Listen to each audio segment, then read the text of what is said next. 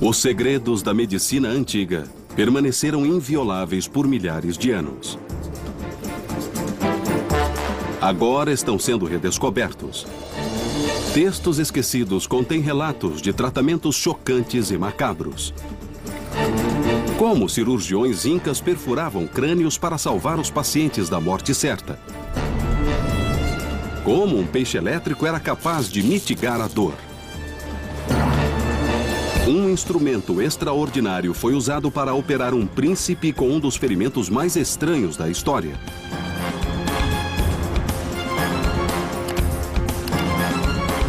Vamos entrar num mundo assombroso de cobras, sanguessugas e raios da morte, revelando que todos funcionavam.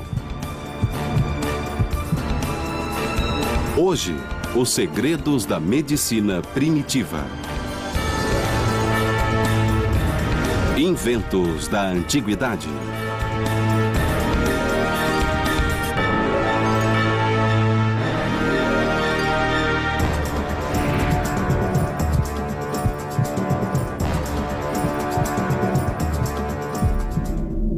Sangria. O próprio termo evoca imagens de sacrifício e crueldade. Há mais de 3.000 anos, milhares de pacientes começaram a ser sangrados. Médicos tiravam quase 2 litros na tentativa de curar tudo, de febre à loucura. Parece realmente absurdo cortar as veias de alguém e drenar seu líquido vital, mas em algumas circunstâncias, na verdade, era benéfico. O mais famoso defensor da sangria era grego e se chamava Galeno. Nascido em 129 d.C., seria adorado como um deus por seu milagroso poder de cura. Galeno tinha uma teoria de medicina que se baseava em equilibrar humores em todo o organismo. E achava que, para conseguir o equilíbrio certo, deixando correr sangue, os humores com certeza se equilibrariam. Ele usava instrumentos arrepiantes para operar os pacientes, de ganchos a escalpelos, a facas e máquinas cortantes. A mais célebre era a sanguessuga. Hoje, a maioria dos pacientes se desesperaria vendo sanguessugas em seu corpo, pois é um tratamento ultrapassado, mas está passando por um retorno. As teorias de Galeno, como o uso de sanguessugas, foram desprezadas durante anos. Mas evidências recentes levaram a medicina a reavaliá-las. No laboratório do programa, o especialista Carl Peters investiga as propriedades da sanguessuga. Neste pequeno frasco aqui, nós colocamos sangue de carneiro e no fundo uma membrana de colágeno. Nós vamos colocar a sanguessuga aí embaixo e depois vamos esperar para ver se vai drenar o frasco todo. Em 20 minutos, o animal suga o sangue do frasco, quadruplicando seu peso corporal. Mas a questão é, como esse fantástico poder de sucção era usado para salvar vidas? Para entender como as sanguessugas agiam, o programa chamou uma cobaia humana, o ex-militar David Shaw. David fornecerá a esses mini carnívoros alimento para os próximos 6 meses. Eu não gosto de agulhas e coisas assim. E uma sanguessuga é uma agulha biológica. Além disso, tem cerca de 300 dentes. Então eu estou um pouco tenso, um pouco nervoso. Carl prende a sanguessuga à perna de Dave. O animal se curva, aumentando o volume corporal e se preparando para ingerir 50 mililitros de sangue humano. Após 25 segundos, a sanguessuga rompe a pele. Ela morde e faz o furo com 3 mandíbulas, 125 dentes em cada uma delas. Geralmente, quando a superfície da pele rompe, o sangue coagula para evitar hemorragias. Aqui vemos as 3 mandíbulas da sanguessuga. Elas possuem uma substância que anula o poder de coagulação do sangue. Sua saliva que age como anticoagulante, impedindo o sangue de coagular. No passado e hoje, a sanguessuga se solta depois de absorver cerca de 55 gramas de sangue. Foi uma experiência e tanto. Foi uma surpresa o número de vezes em que senti uma picada nítida. Parece que a sanguessuga não se contenta com uma mordida. Ela gosta de ir mais fundo até encontrar a fonte ideal de sangue. Eu senti as contrações da sanguessuga enquanto ela ingeria o sangue, mas eu não senti um fluxo contínuo. Agora começa a segunda parte do antigo procedimento. A maior parte do sangue não foi retirado pela sanguessuga, mas pelo sangramento causado pela saliva do animal. Depois de se alimentar, a sanguessuga deixa agentes anticoagulantes no local, descongestionando. E o furo continua sangrando por umas 10 horas.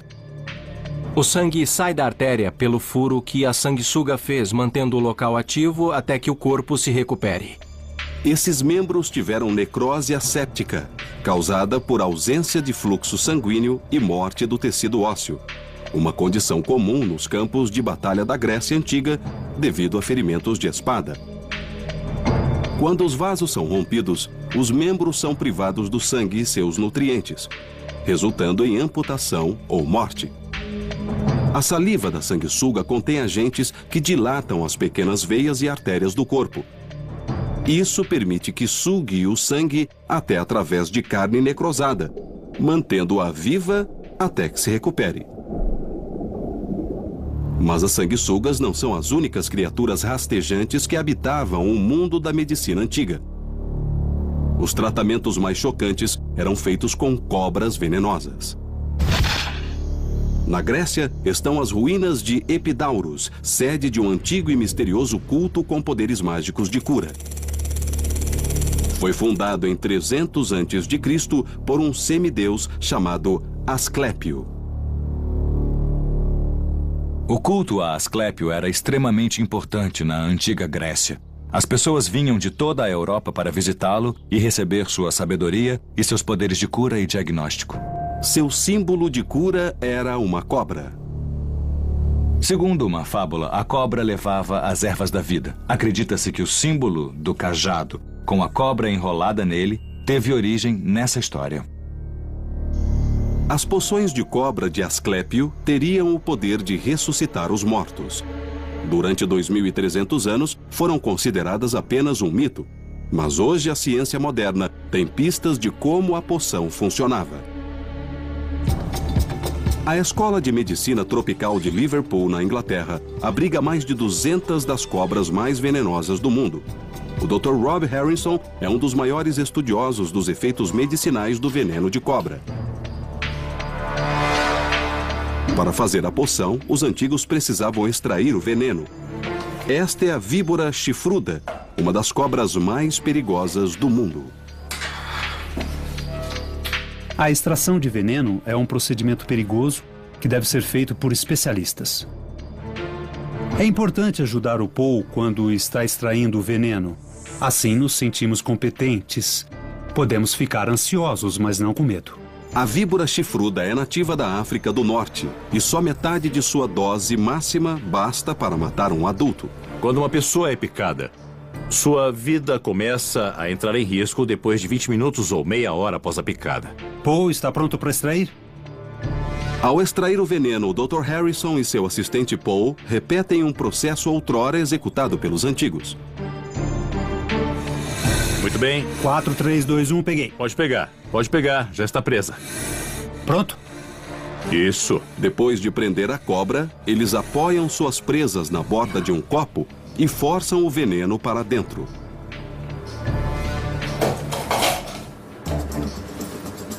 A medicina moderna concorda que a porção de veneno pode trazer certos benefícios. As neurotoxinas podem ser usadas para criar drogas contra o mal de Alzheimer e perda de memória. E suas hemotoxinas ajudam a combater doenças cardíacas e pressão alta. 125 mil pessoas morrem por ano de picada de cobra. A pressão sanguínea alta certamente mata muito mais pessoas. Os inibidores de ECA, que é a droga mais eficaz contra a pressão alta, foram desenvolvidos a partir do veneno de cobra. Então as cobras não são só inimigas, mas também podem contribuir com nossa saúde. Então, como a medicina moderna, os antigos entenderam as propriedades únicas do veneno de cobra.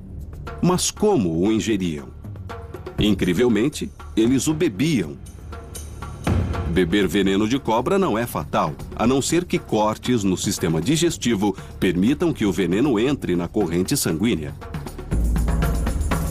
Escritos antigos relatam que os pacientes de Asclépio bebiam o veneno das cobras da cabeça de uma górgona e conquistavam poder de cura.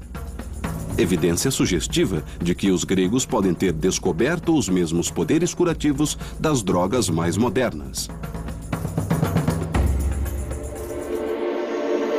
Os antigos, em sua busca incansável por novos tratamentos, até transformaram uma espécie de peixe elétrico em uma arma de cura. Segredos até recentemente, perdidos para nós. Desde o começo de sua história, a humanidade tenta manipular e controlar a dor. De antigos instrumentos de tortura que infligiam sofrimento inimaginável, a ungüentos mágicos que eliminavam a dor. A vontade de se livrar da dor não é nada nova, e tenho certeza de que os romanos, os gregos, os egípcios e outros povos antes deles também não queriam sentir dor. Hoje, os analgésicos mais famosos são a aspirina ou a morfina. Mas em 100 d.C., os romanos descobriram uma solução muito diferente para a dor. Um segredo há muito esquecido que dependia de um assustador habitante das profundezas. O historiador romano Plutarco escreveu sobre um analgésico incrível, um tipo raro de enguia conhecida como torpedo.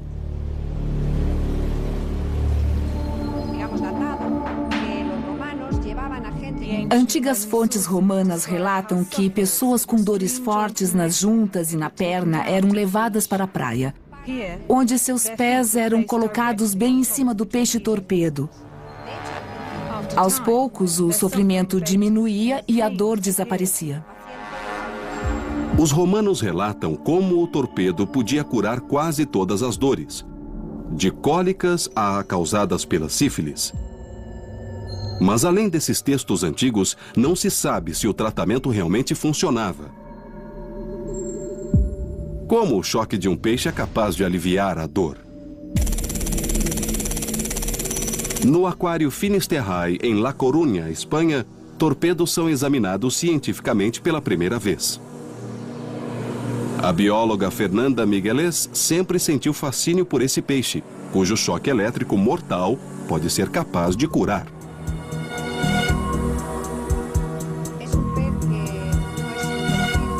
É um peixe que permaneceu um mistério por séculos, porque vive escondido em águas arenosas, longe do nosso olhar. A descarga elétrica do torpedo serve para sua defesa, mas também para matar presas. Quando em modo de ataque, o torpedo solta uma descarga elétrica e paralisa o outro peixe antes de engolê-lo. Para desvendar os mistérios do torpedo, a carga elétrica mortal do peixe precisa antes ser quantificada usando as últimas técnicas científicas. Para isso, a equipe leva o torpedo para o centro de testes do laboratório. 2 milênios após os romanos descobrirem a potência elétrica do torpedo, a ciência moderna revelará como a eletricidade é produzida. 2 órgãos elétricos, cada um contendo mais de 1000 células, formam a estação elétrica do torpedo. Quando o torpedo morde, o cérebro manda as células dispararem uma descarga elétrica. Cada célula produz uma pequena quantidade de eletricidade, mas a combinação de várias células agindo juntas gera uma descarga elétrica excepcionalmente forte. O resultado é uma pistola taser biológica. Esta máquina é um osciloscópio. Usamos para medir a descarga elétrica do torpedo. Mede a voltagem da carga em relação ao tempo. Hoje vamos medir a carga elétrica mais alta que o torpedo é capaz de produzir. Em latim, torpedo significa paralisado. E Fernanda deve tomar muito cuidado ao manipular o peixe durante o teste. O torpedo dispara sua descarga, que registra 20 volts, quase o dobro da potência de uma bateria de carro. Veja, é uma descarga de 20 volts disparada 3 vezes em intervalos de apenas 5 milissegundos. Isso causaria uma dor muito forte numa pessoa. A equipe do programa agora sabe a potência elétrica do torpedo. Mas a questão vital continua. Como os romanos transformaram uma pistola elétrica viva num anestésico? No laboratório do programa, o Dr. Watson está prestes a descobrir como o remédio para a dor que Plutarco descobriu há 2000 anos é capaz de aliviá-la. E para isso, precisamos de alguém com dor. David Shaw voltou para expor seu corpo a outro estranho experimento da antiguidade. Vamos medir sua tolerância à dor. O Dr. Watson coloca o dedo de Dave num aparelho chamado algômetro. Isso o levará ao limite da resistência à dor, apertando seu dedo até ele não suportar mais. Vou colocar seu dedo aqui e começar a apertar. Vou apertar e pressionar até me dizer para parar. E vai doer. Me dá o seu dedo aqui. Vou começar a aplicar pressão e a apertar. Enquanto o Dr. Watson aumenta a pressão no dedo de Dave, neurotransmissores percorrem o sistema nervoso a 90 metros por segundo para enviar mensagens de dor ao cérebro. A esse ritmo, seu cérebro experimenta sinais de dor equivalentes a uma queimadura em 2º grau. Pode continuar, pode continuar, pode continuar. Chega? Um pouco mais. Chega. Bom, Dave, chegou a 827. 827 não é nada mal, certamente é acima da média. Devido à sua formação e exposição à dor no passado, eu esperava que fosse acima da média. Dave é capaz de suportar 827 kPa de pressão, equivalente a ter uma pessoa de 320 quilos pisando no seu dedo. É um tipo de dor que se espalha e da qual não dá para escapar. Eu certamente não gostaria de sentir essa dor se fosse contínua umas 24 horas por dia. E eu procuraria qualquer coisa para aliviar a dor, se fosse tão intensa quanto eu acabei de sentir. Achamos que o peixe-torpedo produz carga elétrica bastante para teoricamente amortecer a dor ao impedir que impulsos nervosos enviem mensagens ao cérebro. O Dr. Watson vai usar o mesmo número de volts produzido pelo torpedo no nosso paciente. Vamos usar um estimulador elétrico que transmite um certo tipo de corrente. É apenas uma versão moderna do que os romanos faziam com o peixe-torpedo. Certo, David? Coloquei 2 eletrodos bem grandes aqui. Eu vou aumentar bem devagar. A corrente elétrica é quase idêntica aos 20 volts do torpedo. Se os textos antigos estiverem corretos, amortecido com a eletricidade, Dave será capaz de sentir um nível de dor superior a 827 kPa. Funciona assim. Há um portão na coluna dorsal que controla quanta dor pode passar. Estamos usando a eletricidade para disparar o nervo. O estímulo desse nervo vai fechar o portão da dor e efetivamente vai reduzir a capacidade do corpo de transmitir a dor a partir da mão até o cérebro. E se a dor começar na mão e não chegar ao cérebro, ele não conseguirá senti-la e, portanto, sentirá menos dor. Agora o Dr. Watson vai ver se a teoria da eletroterapia funciona na prática. Após 15 minutos de estímulo elétrico a 20 volts, o Dr. Watson liga o medidor de dor pela 2ª vez.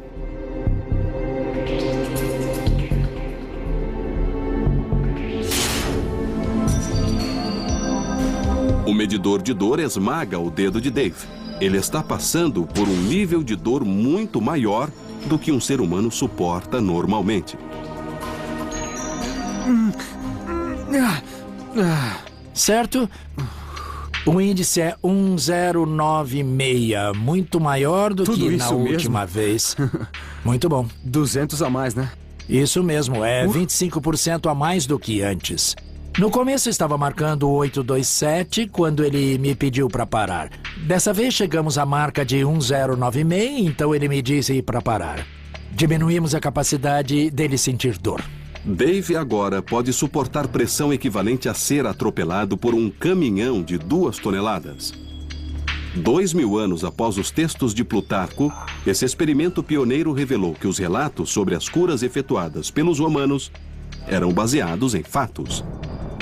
Tenho certeza que eles não sabiam nada sobre portões da dor na espinha dorsal e não sabiam nada sobre estímulo de nervos para aliviar a dor, mas sabiam que, usando a eletricidade, no caso produzida por um peixe-torpedo, a dor era reduzida. Milhares de anos depois, as nossas máquinas modernas apenas utilizam a terapia do peixe-torpedo.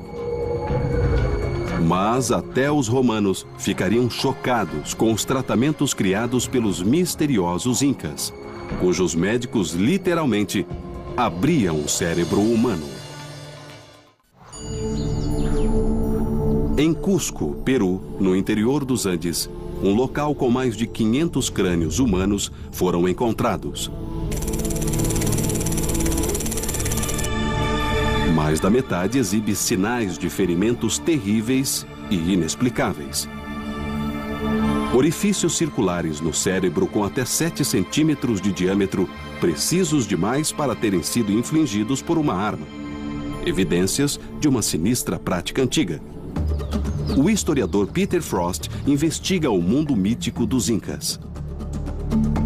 O mistério dos Incas vem do fato de que essa civilização cresceu isolada do resto do mundo.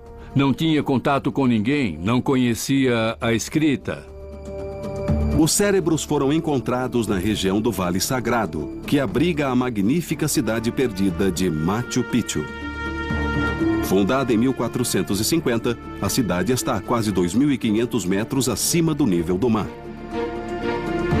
Cercada por montanhas e sempre envolta por nuvens, era a cidadela de uma civilização que se estendia por mais de 2 milhões de quilômetros quadrados e compreendia 10 milhões de pessoas. No entanto, os Incas viveram aqui somente 100 anos, e o mistério dos crânios humanos mergulharam nas brumas do tempo.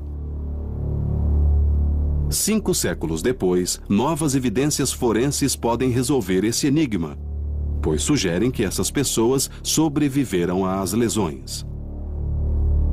Há muitos exemplos de crânios que foram descobertos e que mostram que o osso voltou a crescer em torno do orifício. A principal arma de guerra dos Incas era a massa, instrumento que causa graves lesões, como fratura do crânio. O problema de um ferimento ou de uma fratura no crânio é que empurra fragmentos de osso para a área do cérebro. Precisam ser extraídos ou retirados, porque o cérebro é como uma caixa fechada. E quando há sangramento no cérebro, a pressão aumenta até que o cérebro não aguenta mais. Cirurgiões incas criaram uma solução espantosa para essa lesão fatal. Eles inventaram uma técnica extraordinariamente sofisticada, a trepanação.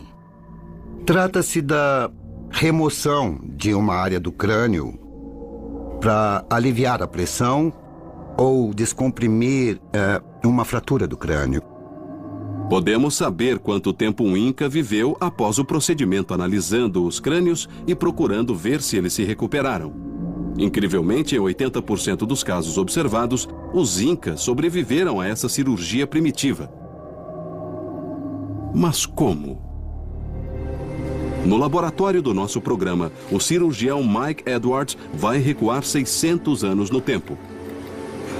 Ele vai realizar uma trepanação usando instrumentos incas na cabeça de um carneiro comprada num açougue. O desafio de realizar uma trepanação nos tempos dos Incas deve ter sido tremendo.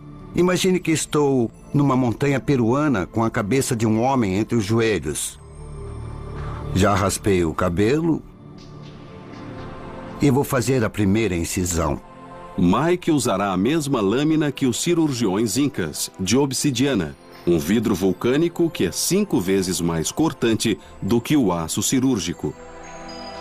Lembre-se que o paciente inca não era anestesiado. É um momento tenso porque eu sei que vou machucar a pessoa que estou operando, mas tenho que manter o sangue frio. Não posso me abalar com seus gritos. Minha mão não pode tremer. Eu preciso lembrar que estou fazendo isso para o bem dele. Isso vale para qualquer procedimento cirúrgico, com a diferença de que, neste caso, o paciente está lúcido e sentindo o que eu estou fazendo. A lâmina de obsidiana penetrou o couro cabeludo. É um instrumento muito afiado. Mike leva 30 minutos para penetrar o osso. É pouco tempo, mas não para o paciente Inca. Durante a operação, Mike rompe vários nervos cranianos, enviando mensagens de dor intensa para o cérebro. Sob o osso, ele encontra a dura mater, uma fina camada cheia de vasos sanguíneos. É a última camada que protege o cérebro, mas é fina como um tecido de algodão. Estou tomando muito cuidado ao cortar o crânio para não atingir a dura mater, porque sei que se atingir vai sangrar e eu não sei se conseguirei conter o sangramento e entraria no cérebro. Pode haver pressão dentro do cérebro. Uma pressão que me levou a fazer o procedimento. Então, se eu atingir a dura mater, o cérebro pode vazar como pasta de dente na minha frente. E o paciente morreria em segundos. Bom, parece que a trepanação foi bem sucedida. Eu abri uma aba cerebral, como vê. Penetrei o periósteo, atravessei o osso. E o que vemos sob o orifício é a dura mater. A grande maioria dos pacientes não morria por causa da trepanação, mas devido a infecções do cérebro depois. Mas 8 em cada 10 pacientes incas sobreviviam. O osso voltava a se formar e a pele cicatrizava, deixando apenas uma pequena reentrância. No mesmo período, a quase 10 mil quilômetros de distância, na Inglaterra, um simples ferreiro transformou a história da medicina. Como ele usou apenas um martelo e ferro fundido para realizar uma cirurgia cerebral com o fim de retirar uma flecha que atingiu a cabeça do príncipe mais poderoso do mundo medieval. O maior laboratório de testes para a medicina é a guerra. Mas poucos sabem que as técnicas cirúrgicas usadas em zonas de guerra do Vietnã ao Iraque foram inventadas há mais de 2 milênios na Roma Imperial. A máquina de guerra romana levou à criação do Medici, o primeiro batalhão médico da história. Os soldados médicos tornaram-se muito importantes à medida que o exército romano se profissionalizava. E em torno do século I d.C., o imperador Augusto entendeu a importância de ter uma equipe médica de qualidade para suas forças, seus exércitos. O Museu de Civilização Romana, em Roma, abriga uma fascinante coleção de imagens extraídas da coluna de Trajano, que datam de 113 d.C. Mostram cirurgiões operando nas linhas de frente, aplicando curativos, talas e dando os primeiros socorros. Segundo os afrescos, os cirurgiões romanos inventaram as técnicas e instrumentos usados pelos médicos dos exércitos atuais. É o que investiga o cirurgião Damian Moll. Os princípios básicos da cirurgia e das operações mudou muito pouco ao longo da história. O que mudou mesmo foi a tecnologia. Um cirurgião no campo de batalha precisava conter hemorragias e realizar amputações de emergência. Precisava de algo para cortar pele, músculos, tendões, algo como uma faca. E precisava de algo para cortar ossos, algo como uma serra. Esta serra ainda é usada por muitos cirurgiões para cortar ossos durante uma amputação. Um extraordinário relato escrito no século II por um cirurgião romano chamado Celso descreve o uso primitivo de bisturis, ganchos e pinças. E suas instruções ainda são seguidas em salas de operação hoje em dia. Os cirurgiões modernos limpam e costuram cortes tal como ele recomendou, há mais de 1800 anos. Cirurgiões não podem ignorar a história e o passado. As pinças que eram usadas nos tempos romanos são similares às empregadas hoje. Houve avanços no material e desenho das pinças, claro, mas os princípios de aplicação e a mecânica usada nos instrumentos para deter o fluxo sanguíneo quase certamente são idênticos. Os 4 sinais de inflamação segundo Celso, vermelhidão, calor, dor e inchaço, ainda são memorizados pelos cirurgiões modernos. Este paciente terá recuperação total, uma cura encontrada nos campos de batalha romanos. Mas ao longo da história, a sobrevivência dependeu não só de inovações, mas também de posição e influência. A necessidade de salvar generais, comandantes, reis e até imperadores levou a medicina a novos e incríveis patamares. Em 1403, o príncipe Hall, herdeiro do trono inglês, liderou 4.000 soldados durante a Batalha de Shrewsbury. Tinha apenas 16 anos, e 24 horas depois seu rosto nunca mais seria o mesmo. Enquanto o exército avançava, os arqueiros no alto de uma colina desferiram uma chuva de flechas. Todas as testemunhas de uma batalha como essa falam que o céu literalmente escurece devido à quantidade de flechas que são atiradas e cobrem o firmamento. Se você é um cavaleiro vestido com uma armadura, é cada vez mais difícil respirar. Então, enquanto subiam a encosta, a primeira coisa que faziam era subir a viseira, o que imediatamente os tornava vulneráveis a flechas, porque o rosto estava exposto. E foi exatamente o que aconteceu a Henrique V. O príncipe Hall foi atingido por uma flecha logo abaixo do olho esquerdo. Penetrou 15 centímetros no crânio, ameaçando a vida do príncipe. O extraordinário dessa batalha é que o Henrique V foi atingido pela flecha e não foi embora. Continuou sempre em frente, com a flecha cravada no rosto. No estúdio de design digital de Glasgow, Escócia, o eminente neurocirurgião Ian Sabin recriou o ferimento num príncipe Hall virtual. A flecha envolvida era do tipo estilete criada para penetrar armaduras. Por isso, atravessava tecidos de modo quase cirúrgico. Estruturas que podiam ser danificadas incluem um nervo que fica abaixo do olho, o infraorbital responsável pelas sensações no rosto e que o deixou insensível à dor. Também penetrou o osso fino do seio maxilar, uma cavidade cheia de ar dentro do crânio. E depois atravessou o nariz antes de terminar nesta área perto do maxilar ou mandíbula, muito perto das artérias carótidas. Numa escala de mais de 1000%, Ian vai mostrar em 3 dimensões como o príncipe chegou perto da morte. Vamos remover o esqueleto facial para mostrar a trajetória da flecha. Vemos como chegou bastante perto de estruturas que teriam levado a uma morte rápida. A veia jugular, a principal veia que leva ao cérebro, e as artérias carótidas que levam ao cérebro e músculos faciais. A coluna espinhal e o tronco cerebral também estão muito perto e a morte teria sido instantânea. O príncipe foi levado ao castelo de Kenilworth, no coração da Inglaterra. Suas ruínas ainda estão de pé. O séquito do príncipe tentou remover a flecha, mas aconteceu um desastre. A flecha quebrou. O príncipe ficou com uma ponta de flecha 15 centímetros no interior do seu crânio. Como retirá-la? E quem em todo o reino seria capaz de fazê-lo? Os conselheiros do príncipe chamaram John Bradmore, cirurgião, ferreiro e falsificador de moedas, para o maior desafio de sua vida. Lembre-se que Bradmore estava numa situação única. Para começar, estava preso por falsificação, que era um crime muito grave. Foi tirado da prisão e levado a Kenilworth e disseram-lhe: a situação é a seguinte, o futuro rei da Inglaterra está com uma ponta de flecha na cabeça e você precisa tirá-la.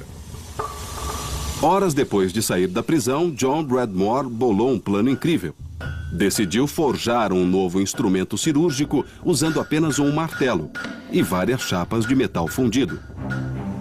O estudioso e ferreiro Hector Cole vai reconstruir o extrator de John Bradmore usando as mesmas técnicas que ele empregou há mais de 600 anos. O que John Bradmore deve ter feito é forjar a chapa de metal para fazer a parte principal do extrator. Foi o que eu fiz, estreitei as duas pontas para ficar da espessura certa, para fazer as estrias e criar meio cilindro de cada lado. Porque os dois vão se unir para formar um tubo completo que foi inserido no ferimento à flecha na cabeça do príncipe Henrique. Enquanto John Bradmore trabalhava, a cada hora a febre e a infecção aproximavam o príncipe da morte. O tempo urgia. Isso obviamente queria dizer que ele tinha pouquíssimo tempo. Acho que ele teve no máximo um dia e meio para descobrir o que fazer e efetivamente fazer. Então, a pressão era enorme. A haste da flecha se quebrara no crânio do príncipe. Felizmente, a ponta da flecha era oca, um detalhe crucial. O extrator precisou entrar no ferimento e procurar o local onde está a flecha. E o interessante era que se expandia dentro do local, não causando mais danos ao futuro rei da Inglaterra. Agarrou forte a ponta da flecha e, mexendo um pouco a flecha, ela saiu. 6 séculos depois que John Bradmore forjou seu instrumento, a equipe do programa vai testá-lo. Usando moderna tecnologia virtual, vão recriar a operação que salvou a vida do príncipe inglês. A questão é, como o futuro rei sobreviveu? Julho de 1403. No castelo de Kenilworth, o futuro rei da Inglaterra jazia com uma flecha 15 centímetros no interior de seu crânio. Como ele sobreviveu permaneceu um mistério durante 6 séculos. No centro de testes do programa, nossa equipe vai recriar o ferimento do príncipe Hall numa carcaça de porco. Usando um arco do século XV, dispara uma flecha a 300 km por hora na carcaça. Agora o cirurgião Mike Edwards vai investigar como nosso extrator pode ser usado para remover a flecha. Vamos trabalhar com uma carcaça de porco, mas vamos descobrir semelhanças entre isto e um ferimento num homem.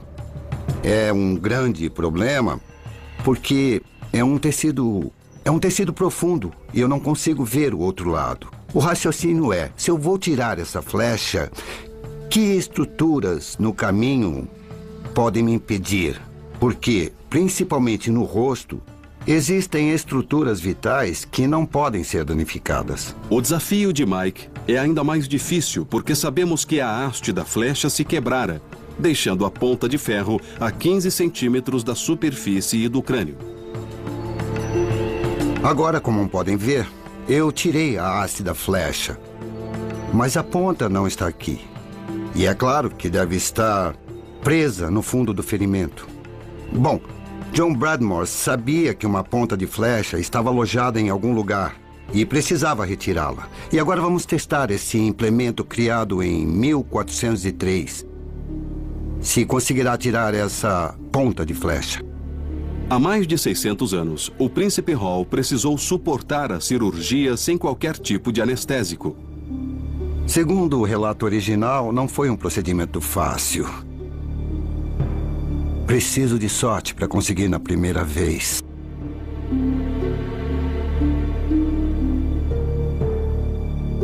Não peguei.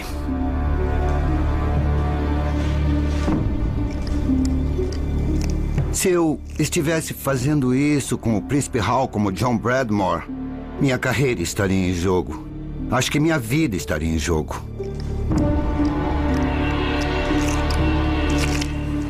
Agora eu preciso verificar se eu estou perto da ponta da flecha.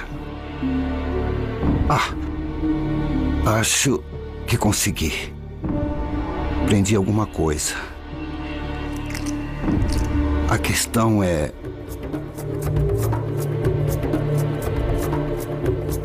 será que já basta? Eu vou apertar bem, muito bem. Que bom. O sucesso de Mike dependeu de muitas tentativas e erros e conduz a mais um enigma.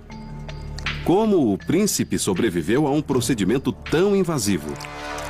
Para saber, a equipe precisa de tecnologia moderna para examinar o cérebro do príncipe. No estúdio de design digital de Glasgow, Escócia, tecnologia avançada pode decifrar o mistério do príncipe que, por pouco, não se tornou rei. O que fizemos com o príncipe foi construir um modelo tridimensional, mas em camadas. Começamos com os tecidos externos e continuamos em frente. Conseguimos recriar o cérebro, o crânio, todos os sistemas principais do cérebro, para entender muito claramente onde a ponta da flecha estava instalada. A equipe vai encenar a história do Príncipe Hall num espaço virtual em 3 dimensões. Todos os elementos reais são milimetricamente recriados. Para conseguir recriar uma imagem realista em 3D da flecha e do extrator, nós temos que delineá-los. Em seguida, usamos essa linha para criar a série de superfícies. Então, nós podemos usar imagens de fotografias que tiramos e que projetamos nas superfícies que nós criamos a partir das linhas básicas. E o resultado a que nós chegamos é um produto final muito realista. Todos os elementos virtuais estão prontos e o neurocirurgião Ian Sabin vai realizar a primeira operação virtual num personagem histórico. Podemos tirar o crânio e a camada de músculos? Vamos selecionar as camadas. Pronto. Ian consegue visualizar o príncipe virtual usando óculos 3D. Luvas ápticas permitem que manipule o príncipe num espaço virtual. Extrator, por favor. Muito bem, aqui está o extrator. A flecha seguiu a única trajetória não fatal possível. Poupou a espinha dorsal, o tronco cerebral e o mais vital vaso sanguíneo do cérebro, a artéria carótida. Usando o extrator de Bradmore, vou refazer o percurso que a flecha criou. Acabei de conseguir localizar o nicho da ponta da flecha. Parece que é o mesmo lugar, mas agora posso ver mais de perto o que Bradmore não podia fazer, claro. Giramos a cabeça e vemos a ponta e vamos olhar bem de perto.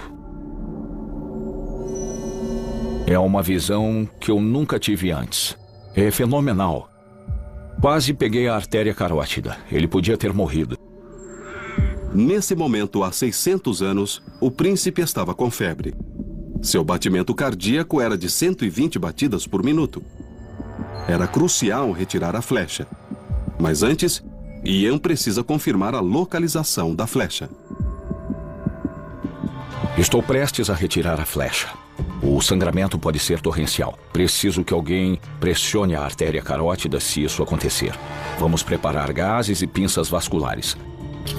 Agora vou puxar a linha para abrir o maxilar. Muito bem, agora posso mexer a flecha de um lado para o outro, libertando-a do osso e eu vou puxá-la gradualmente.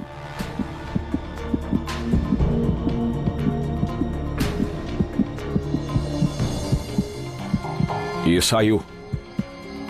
A operação virtual foi um sucesso. O príncipe sobreviveu.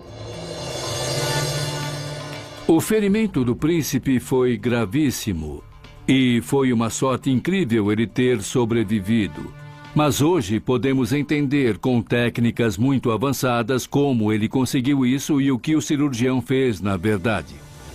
John Bradmore tornou-se um cirurgião famoso e recebeu 10 moedas de ouro por ano pelo resto da vida. Esses experimentos mostraram que o entendimento antigo da dor e da anatomia humana era muito mais avançado do que pensávamos. Tratamentos macabros, de sanguessugas a cobras e peixes torpedos, não devem ser considerados primitivos, mas visionários. Cada hospital moderno, cada vida salva, teve como origem o trabalho pioneiro dos primeiros médicos da história. manipular e controlar a dor. De antigos instrumentos de tortura que infligiam sofrimento inimaginável, a ungüentos mágicos que eliminavam a dor.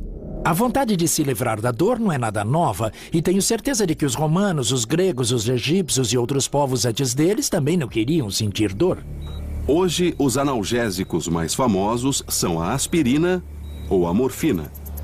Mas em 100 d.C., os romanos descobriram uma solução muito diferente para a dor. Um segredo há muito esquecido que dependia de um assustador habitante das profundezas. O historiador romano Plutarco escreveu sobre um analgésico incrível, um tipo raro de enguia conhecida como torpedo.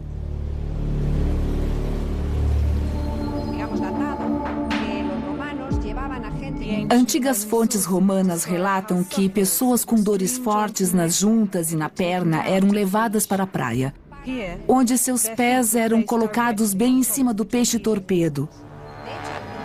Aos poucos, o sofrimento diminuía e a dor desaparecia. Os romanos relatam como o torpedo podia curar quase todas as dores, de cólicas a causadas pela sífilis. Mas além desses textos antigos, não se sabe se o tratamento realmente funcionava. Como o choque de um peixe é capaz de aliviar a dor?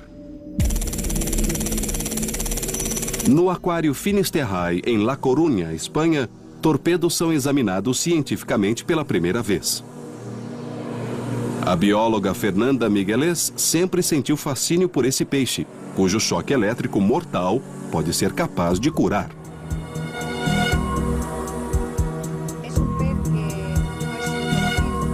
É um peixe que permaneceu um mistério por séculos, porque vive escondido em águas arenosas, longe do nosso olhar.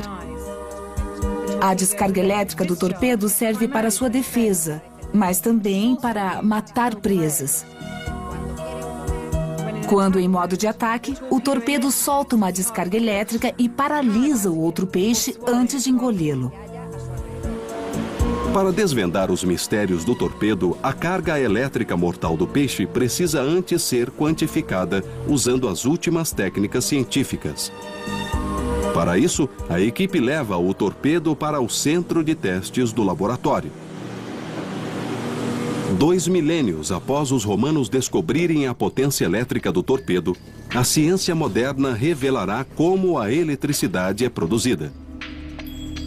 2 órgãos elétricos, cada um contendo mais de 1000 células, formam a estação elétrica do torpedo. Precisam ser extraídos ou retirados, porque o cérebro é como uma caixa fechada.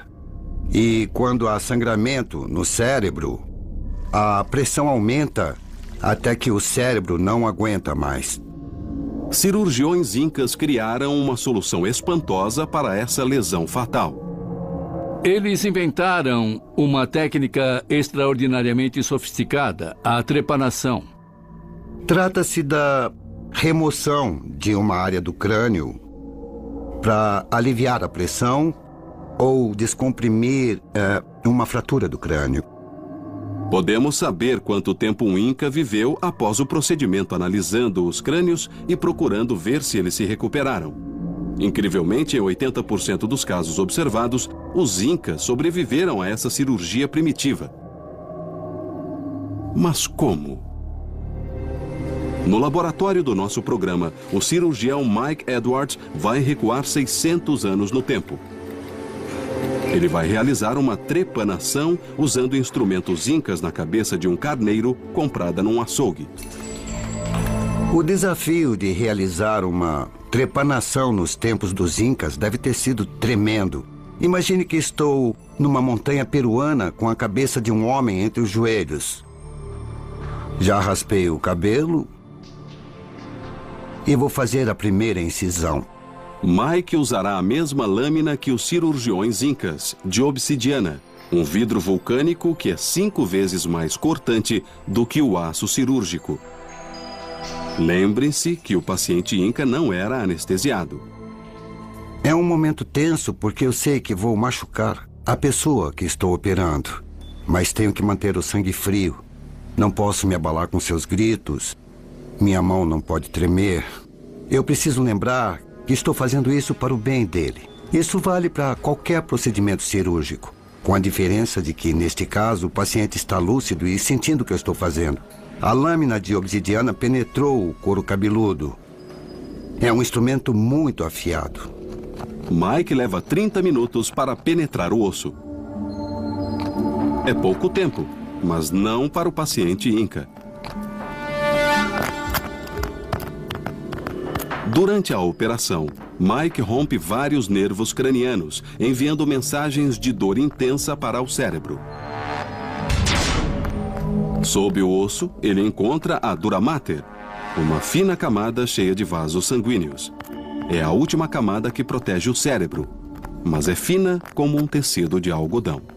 Estou tomando muito cuidado ao cortar o crânio para não atingir a dura mater, porque sei que se atingir vai sangrar e eu não... 2 eletrodos bem grandes aqui. Eu vou aumentar bem devagar. A corrente elétrica é quase idêntica aos 20 volts do torpedo. Se os testos antigos estiverem corretos, amortecido com a eletricidade, Dave será capaz de sentir um nível de dor superior a 827 kPa. Funciona assim. Há um portão na coluna dorsal que controla quanto a dor pode passar. Estamos usando eletricidade para disparar o nervo. O estímulo desse nervo vai fechar o portão da dor e efetivamente vai reduzir a capacidade do corpo de transmitir a dor a partir da mão até o cérebro. E se a dor começar na mão e não chegar ao cérebro, ele não conseguirá senti-la e, portanto, sentirá menos dor. Agora o Dr. Watson vai ver se a teoria da eletroterapia funciona na prática. Após 15 minutos de estímulo elétrico a 20 volts, o Dr. Watson liga o medidor de dor pela segunda vez.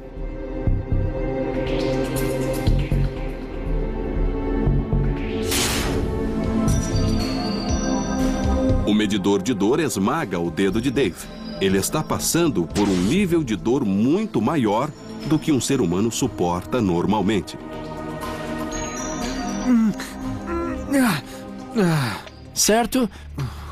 O índice é 1096, muito maior do que na última vez. Muito bom. 200 a mais, né? Isso mesmo, é 25% a mais do que antes. No começo estava marcando 827 quando ele me pediu para parar. Dessa vez chegamos à marca de 1096, então ele me disse para parar. Diminuímos a capacidade dele sentir dor. Dave agora pode suportar pressão equivalente a ser atropelado por um caminhão de 2 toneladas. 2000 anos após os textos de Plutarco, esse experimento pioneiro revelou que os relatos sobre as curas efetuadas pelos romanos eram baseados em fatos. Tenho certeza que eles não sabiam nada sobre portões da dor na espinha dorsal e não sabiam nada sobre estímulo de nervos para aliviar a dor, mas sabiam que, usando a eletricidade, no caso produzida por um peixe-torpedo, a dor era reduzida. Milhares de anos depois, as nossas máquinas modernas apenas utilizam a terapia do peixe-torpedo. Mas até os romanos ficariam chocados com os tratamentos criados pelos misteriosos incas, cujos médicos literalmente abriam o cérebro humano.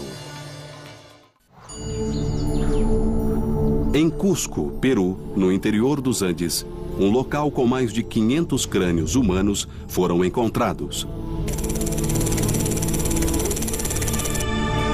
Mais da metade exibe sinais de ferimentos terríveis e inexplicáveis. E na Inglaterra, um simples ferreiro transformou a história da medicina. Como ele usou apenas um martelo e ferro fundido para realizar uma cirurgia cerebral com o fim de retirar uma flecha que atingiu a cabeça do príncipe mais poderoso do mundo medieval. O maior laboratório de testes para a medicina é a guerra. Mas poucos sabem que as técnicas cirúrgicas usadas em zonas de guerra do Vietnã ao Iraque foram inventadas há mais de 2 milênios na Roma Imperial. A máquina de guerra romana levou à criação do Medici, o primeiro batalhão médico da história. Os soldados médicos tornaram-se muito importantes à medida que o exército romano se profissionalizava. E em torno do século I depois de Cristo, o imperador Augusto entendeu a importância de ter uma equipe médica de qualidade para suas forças, seus exércitos. O Museu de Civilização Romana, em Roma, abriga uma fascinante coleção de imagens extraídas da coluna de Trajano, que datam de 113 depois de Cristo. Mostram cirurgiões operando nas linhas de frente, aplicando curativos, talas e dando os primeiros socorros. Segundo os afrescos, os cirurgiões romanos inventaram as técnicas e instrumentos usados pelos médicos dos exércitos atuais. É o que investiga o cirurgião Damian Moll.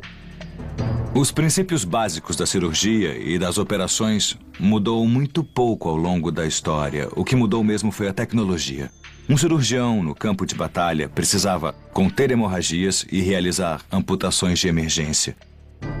Precisava de algo para cortar pele, músculos, tendões, algo como uma faca. E precisava de algo para cortar ossos, algo como uma serra. Esta serra ainda é usada por muitos cirurgiões para cortar ossos durante uma amputação.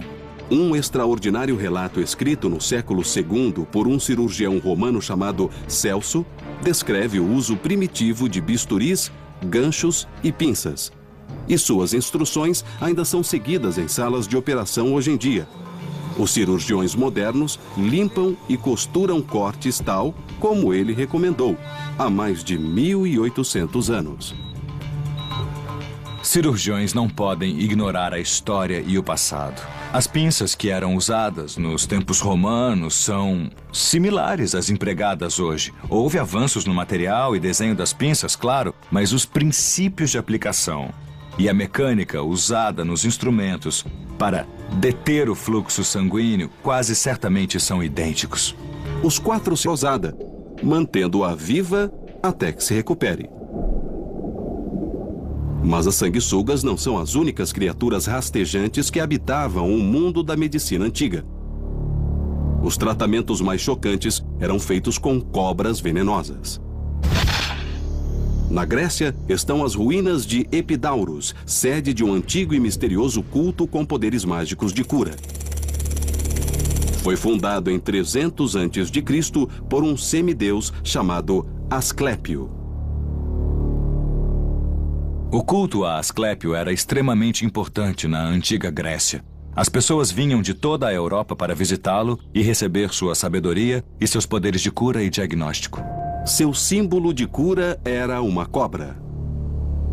Segundo uma fábula, a cobra levava as ervas da vida. Acredita-se que o símbolo do cajado, com a cobra enrolada nele, teve origem nessa história. As poções de cobra de Asclépio teriam o poder de ressuscitar os mortos. Durante 2.300 anos, foram consideradas apenas um mito. Mas hoje a ciência moderna tem pistas de como a poção funcionava. A Escola de Medicina Tropical de Liverpool, na Inglaterra, abriga mais de 200 das cobras mais venenosas do mundo.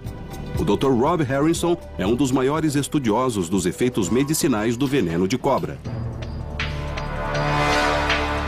Para fazer a poção, os antigos precisavam extrair o veneno.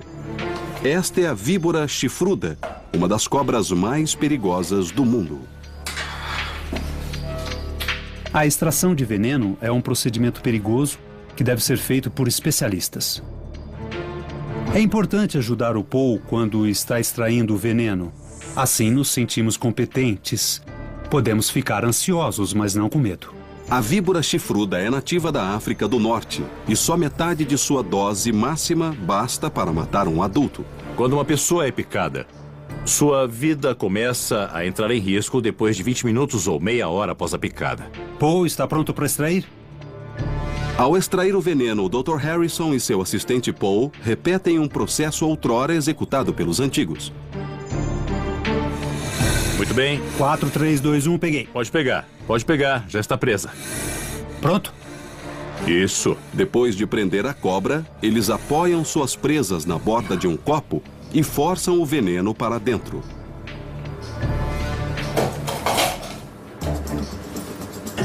A medicina moderna concorda que a porção de veneno pode trazer certos benefícios. As neurotoxinas podem ser usadas para criar drogas contra o mal de Alzheimer e perda de memória. E suas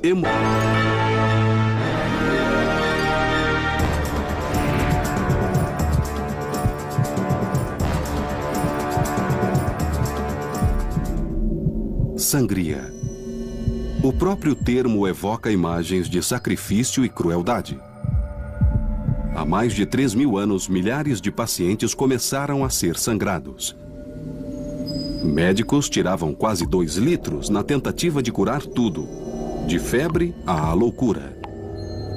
Parece realmente absurdo cortar as veias de alguém e drenar seu líquido vital, mas em algumas circunstâncias, na verdade, era benéfico. O mais famoso defensor da sangria era grego e se chamava Galeno. Nascido em 129 d.C., seria adorado como um deus por seu milagroso poder de cura.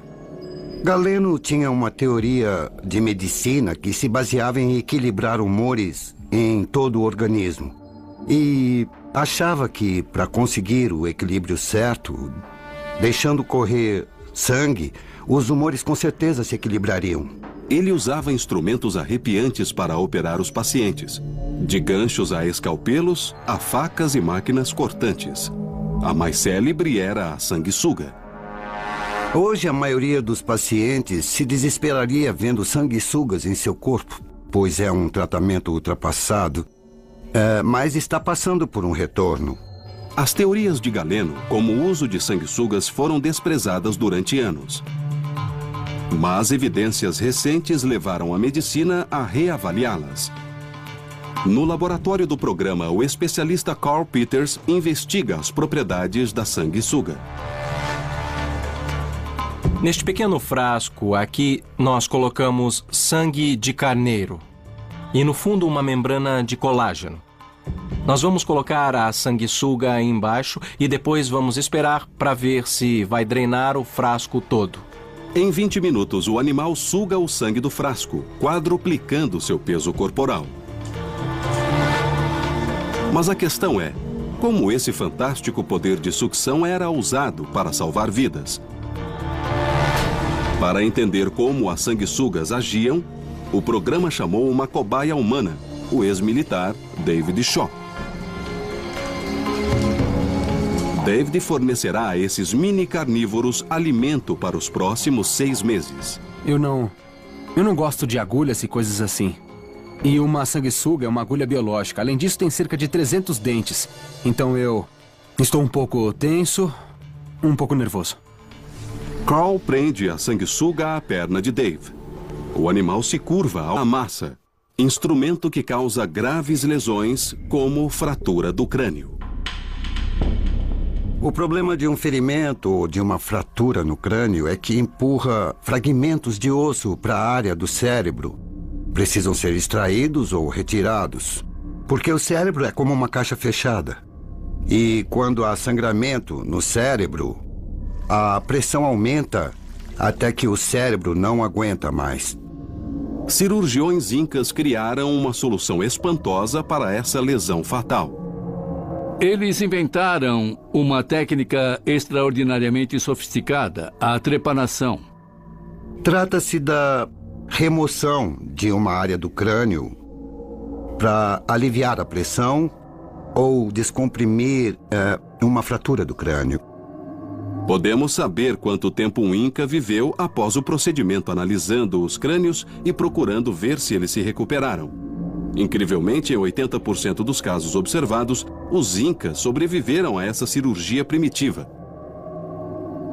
Mas como?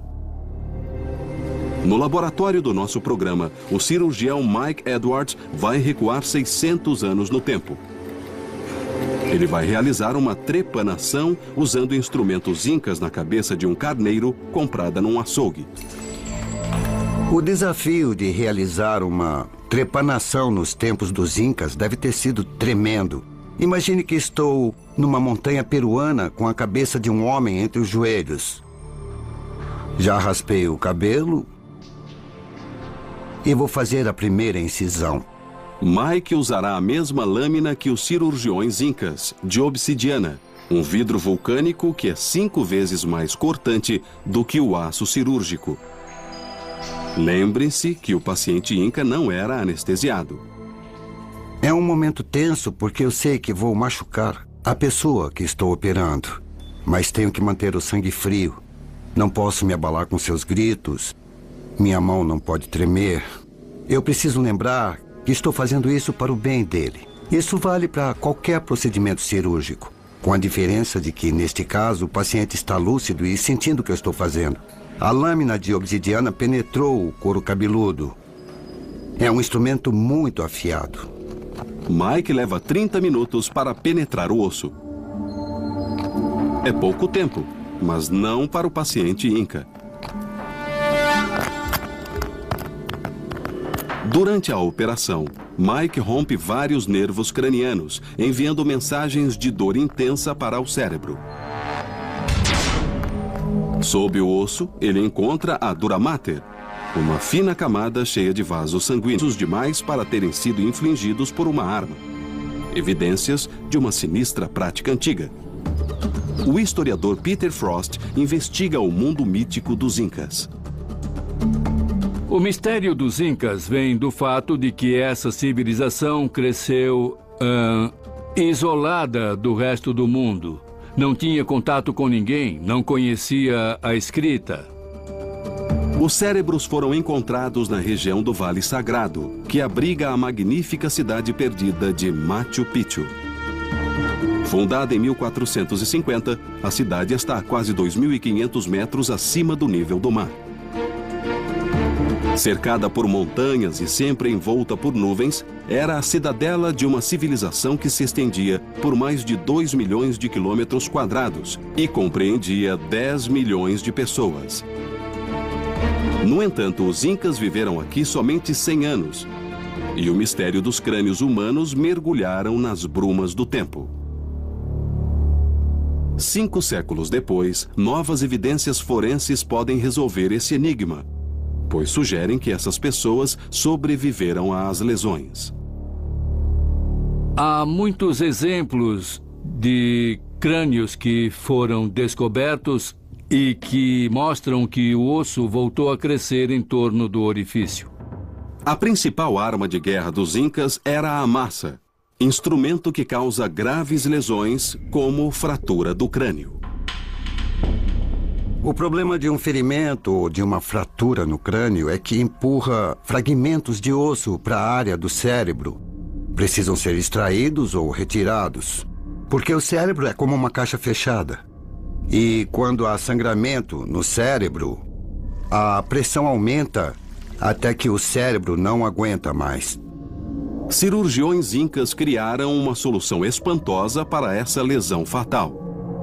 Eles inventaram uma técnica extraordinariamente sofisticada, a trepanação. Trata-se da remoção de uma área do crânio para aliviar a pressão ou descomprimir uma fratura do crânio. Podemos saber quanto tempo um inca viveu após o procedimento, analisando os crânios e procurando ver se eles se recuperaram. Incrivelmente, em 80% dos casos observados, os incas sobreviveram a essa cirurgia primitiva. Mas como? No laboratório do nosso programa, o cirurgião Mike Edwards vai recuar 600 anos no tempo. Ele vai realizar uma trepanação usando instrumentos incas na cabeça de um carneiro comprada num açougue. Por um cirurgião romano chamado Celso, descreve o uso primitivo de bisturis, ganchos e pinças. E suas instruções ainda são seguidas em salas de operação hoje em dia. Os cirurgiões modernos limpam e costuram cortes tal como ele recomendou, há mais de 1.800 anos. Cirurgiões não podem ignorar a história e o passado. As pinças que eram usadas nos tempos romanos são similares às empregadas hoje. Houve avanços no material e desenho das pinças, claro, mas os princípios de aplicação e a mecânica usada nos instrumentos para deter o fluxo sanguíneo quase certamente são idênticos. Os 4 sinais de inflamação segundo Celso, vermelhidão, calor, dor e inchaço, ainda são memorizados pelos cirurgiões modernos.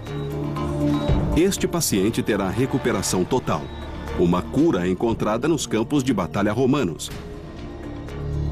Mas ao longo da história, a sobrevivência dependeu não só de inovações, mas também de posição e influência.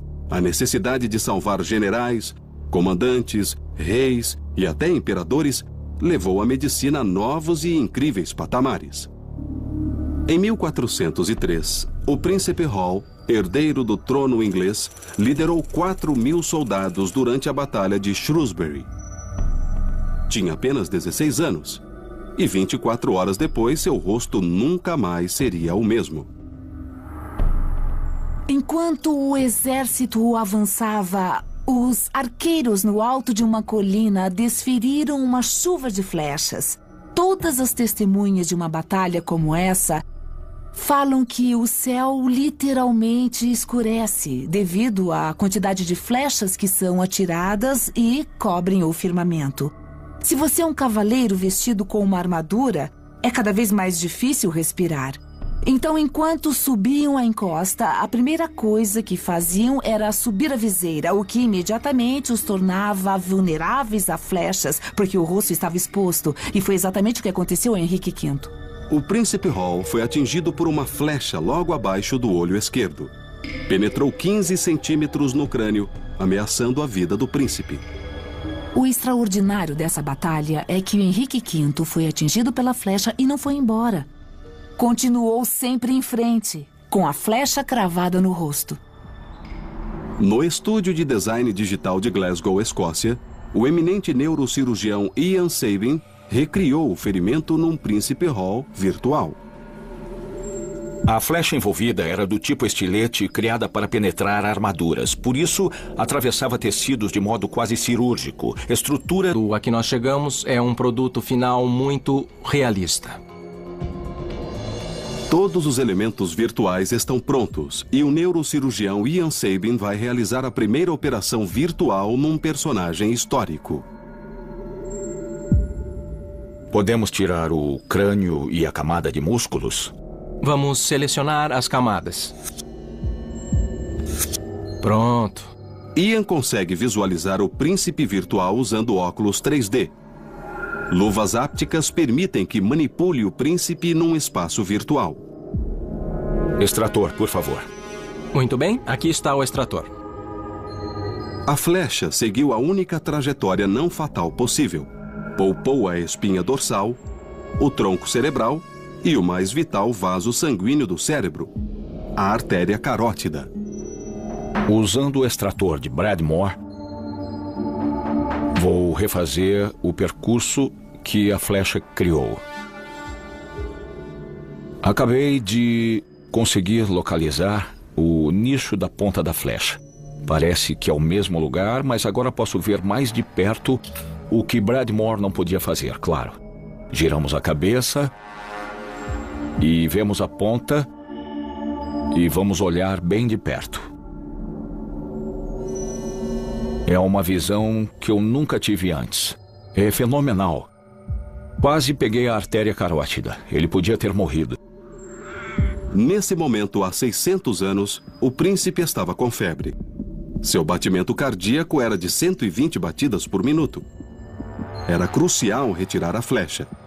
Mas antes, Ian precisa confirmar a localização da flecha. Estou prestes a retirar a flecha. O sangramento pode ser torrencial. Preciso que alguém pressione a artéria carótida se isso acontecer. Vamos preparar gases e pinças vasculares. Agora vou puxar a linha para abrir o maxilar. Muito bem, agora posso mexer a flecha de um lado para o outro, libertando-a do osso e eu vou puxá-la gradualmente.